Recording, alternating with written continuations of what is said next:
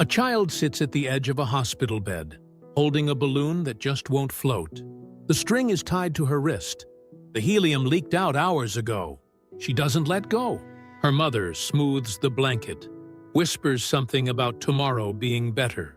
And somewhere in the hallway, a doctor is telling another family that tomorrow won't come at all. You've felt this, that crack in the chest when the news doesn't match the person, when the kindest neighbor loses her home in a flood, when the most devoted father gets a diagnosis he didn't earn. The question doesn't arrive as philosophy. It arrives as a fist to the stomach.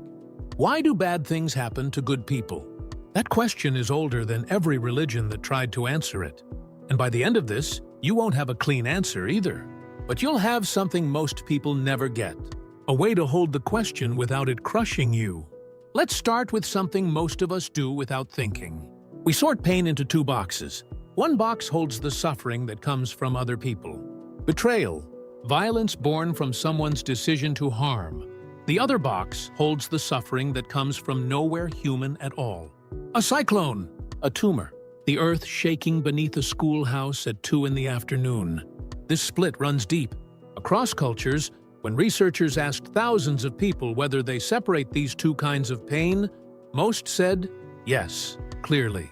Nearly 3 out of 4 people in India draw a hard line between a disaster caused by nature and one caused by human hands.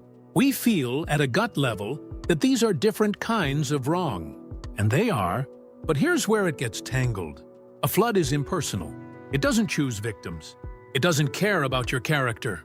A con artist, on the other hand, looks you in the eye and decides. The pain might feel the same when it hits, but the cause sits in a completely different part of our moral universe. So why does this matter? Because every attempt to explain suffering depends on which box you're looking at. The answer that works for cruelty collapses when you point it at a hurricane. And the answer that works for earthquakes sounds hollow when someone hurts you on purpose. Which brings us to the oldest and most stubborn explanation for the first box. Human cruelty. Over 1,000 years ago, a North African bishop wrestled with this exact problem. He watched a Roman Empire crumble around him. Theft, murder, corruption so deep it poisoned the water supply of entire cities. And he asked the question everyone was asking. If God is good, why does evil exist? His answer was sharp.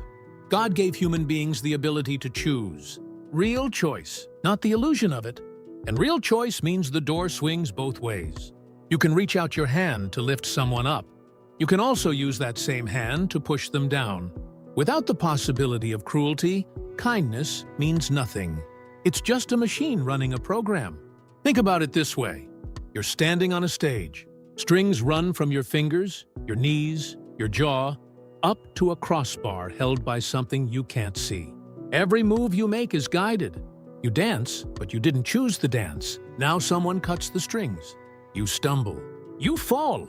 But for the first time, when you take a step, it's yours. That freedom is terrifying, because the person next to you, whose strings were also cut, might choose to shove you off the stage. This is the trade-off. Agency comes packaged with risk. And the risk is real. People cause damage. They lie. They steal. They wage wars over land they'll never walk on. But without the capacity for all of that, the hug your mother gave you this morning would be meaningless. Just a puppet pressing wood against wood. Now, the obvious pushback. Fine. That explains why a person can choose to harm another person. But it doesn't explain the second box. The earthquake, the wildfire, the genetic mutation that turns cells against themselves in a 5-year-old's body. No one chose that. No strings were cut. No stage was built. So where does that suffering come from? This is where the ground gets softer, harder to stand on. And honestly, that's the point. Many of the world's great traditions offer a different lens here. Not an excuse, a lens. They say that suffering, even the kind no one caused, can become raw material. That pain can crack something open in you that comfort never could. A seed doesn't sprout in perfect conditions. It sprouts when its shell breaks. And shells break under pressure. This idea shows up everywhere. Most major religious traditions teach some version of it. Buddhist schools speak of suffering as the soil where compassion takes root. Hindu texts describe trials as the fire that shapes the soul. Christian mystics wrote about dark nights that precede dawn. The language differs. The pattern holds. And it's not just theology.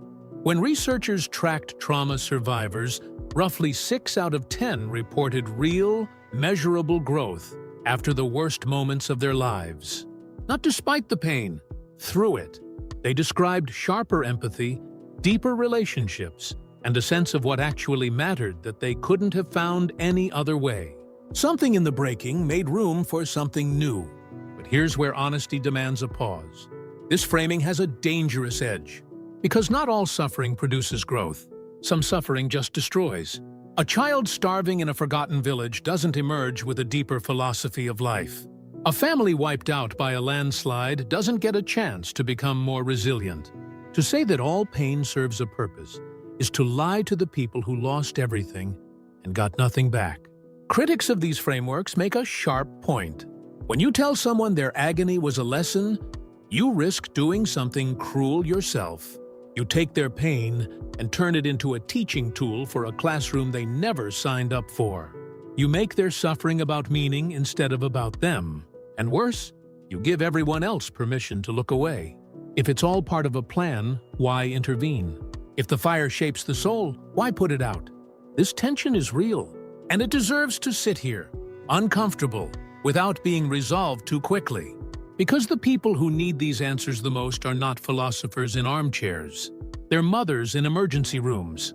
They're farmers watching their fields burn. So what do you do with suffering that has no visible purpose? Pain that looks from every angle, completely pointless? More than half the world's population, when asked directly, lands on the same answer. Some suffering is beyond human understanding. Period. Not because we're lazy thinkers. Not because we gave up. But because the machinery of the universe might operate on a scale our minds weren't built to map. You're walking through fog. Dense, gray, close. You can't see 2 feet ahead. Shapes appear and dissolve. You reach for something solid and find air. And then, slowly, a faint glow. Not an answer. Just light. Enough to take the next step. Not enough to see the whole road. This is what it means to sit with mystery. Not to love it. Not to celebrate it. Just to stop demanding that the universe explain itself on your schedule. There's a humility in that posture. And strangely, it doesn't lead to despair as often as you'd think. It leads to a kind of steadiness. The ground beneath you is uncertain, but you're still standing. And for those who hold faith in some form of cosmic justice, the belief that the scales will balance, the data tells a surprising story. People who carry a genuine sense that fairness exists beyond this life don't just feel better. Their bodies respond differently to stress. The chemical your body floods with when you're under pressure drops back to normal markedly faster. Their confidence in their own ability to cope runs significantly higher than people without that belief. Now, the careful thinker in you should push back here. Correlation isn't cause. Maybe resilient people are drawn to faith. Maybe faith is a symptom, not a medicine. That's fair. The research can't fully untangle that knot yet. But the pattern is consistent enough across dozens of studies that dismissing it would be just as reckless as overstating it. But there's one more piece to this, and it might be the most important one. Because it doesn't depend on philosophy or theology or brain chemistry. It depends on what you do when you see someone else in pain. When the earthquake hit Haiti, something strange happened on the other side of the world. People who had never set foot in the Caribbean, who couldn't find Port-au-Prince on a map, opened their wallets. Online donations to the Red Cross surged by 400% in a single week. Strangers gave money to strangers. Not because they were asked, because they couldn't not. This is the paradox of compassion.